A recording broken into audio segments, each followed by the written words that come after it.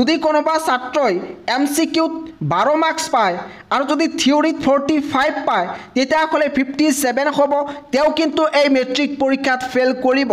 মৰমৰ ছাত্ৰ ছাত্ৰীসকল যিসকল ছাত্ৰ ছাত্ৰীয়ে 2026 বৰ্ষত মেট্ৰিক পৰীক্ষা দিব তেওঁলোকৰ বাবে আহিছে এটা ভয়ংকৰ খবৰ 2026 বৰ্ষত হ'বলগীয়া মেট্ৰিক পৰীক্ষাটো বহুত টান হ'ব এই কথাটো মই নিজে কোৱা নাই আসাম ষ্টেট স্কুল এডুকেশ্যন বোৰ্ডে এটা নোটিছৰ জৰিয়তে এই কথা প্ৰকাশ কৰিছে ইয়া মই আলোচনা কৰিব বিচাৰিছো 5 নম্বৰ পইণ্টৰ বিষয় ইয়াতে কোৱা হৈছে students have to secure pass marks in both MCQ and descriptive questions separately অৰ্থাৎ তোমালোকৰ মেট্ৰিক পৰীক্ষাত যি MCQ আৰু ডেসক্ৰিপটিভ পাৰ্ট থাকিব এই দুটা কোৱেশ্চন পেপাৰত সেপাৰেটলি উত্তীৰ্ণ হ'ব লাগিব আগতে ডেসক্ৰিপটিভ আৰু MCQ দুটা মিলাই কেৱল মাত্ৰ 30 মাৰ্কছ পালে ছাত্ৰ ছাত্ৰীসকলে উত্তীৰ্ণ হ'ব পাৰিছে ইতিয়াৰ পৰা কিন্তু সেই নিয়মটো নাই ইতিয়াৰ পৰা ছাত্ৰ ছাত্ৰীসকলে MCQ আৰু ডেসক্ৰিপটিভ পাৰ্ট অৰ্থাৎ থিওৰি পাৰ্টত এক্সট্ৰা কৈ উত্তীৰ্ণ হ'ব লাগিব তাৰ পিছত ইয়াতে কোৱা হৈছে in that case pass marks for MCQ portion shall be 13 অৰ্থাৎ তোমালোকে যদি MCQত উত্তীৰ্ণ হ'ব বিচৰা তেতিয়াহ'লে মিনিমাম 13 মাৰ্কছ পাব লাগিব আৰু যদি ডেসক্ৰিপটিভ পাৰ্টত উত্তীৰ্ণ হ'ব বিচৰা তেতিয়াহ'লে 13 পাব লাগিব আৰু এইটো হৈছে মিনিমাম পাছিং মাৰ্কছ গতিকে ইতিয়াৰ পৰা তোমালোকে ভালকৈ ষ্টাডি কৰিব লাগিব কাৰণ ইতিয়াৰ পৰা MCQ আৰু ডেসক্ৰিপটিভ পাৰ্টত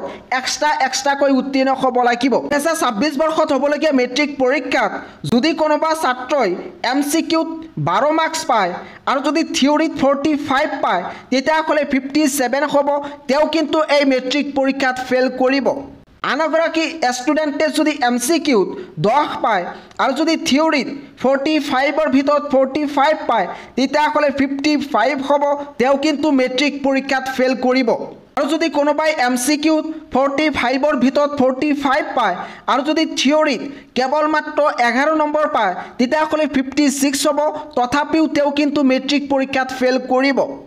আনগৰাকী ছাত্ৰই যদি 45 ৰ ভিতৰত 45 MCQত পায় আৰু যদি থিওৰি অৰ্থাৎ ডেসক্ৰিপটিভ পাৰ্টত যদি 10 মাৰ্কছ পায় তেতিয়াহ'লে 55 হ'ব তেওঁ কিন্তু মেট্ৰিক পৰীক্ষাত ফেল কৰিব 2025 বৰ্ষত যি মেট্ৰিক পৰীক্ষা হৈছিল সেই মেট্ৰিক পৰীক্ষাত লাখ লাখ ছাত্ৰ ছাত্ৰীয়ে ফেল কৰিছে ইয়াৰ একমাত্ৰ কাৰণ আছিল এনেকুৱা সিস্টেমৰ কাৰণে আনগৰাকী ছাত্ৰই যদি MCQত কেৱল মাত্ৰ 13 নম্বৰ পায় আৰু যদি থিওৰিত 13 নম্বৰ পায় তেতিয়াহ'লে 26 হ'ব তেওঁ কিন্তু মেট্ৰিক পৰীক্ষাত পাছ কৰিব অৰ্থাৎ ইতিয়াৰ পৰা মেট্ৰিক পৰীক্ষাত উত্তীৰ্ণ হ'বলৈ হ'লে মিনিমাম 13 নম্বৰকৈ পাব লাগিব 2026 বৰ্ষত হ'বলগীয়া মেট্ৰিক পৰীক্ষাৰ বিষয়ে প্ৰতিটো মুহূৰ্তৰ খবৰ পাবলৈ একমাত্ৰ এই চেনেলটো তোমালোকে সাবস্ক্ৰাইব কৰি থৈ দিবা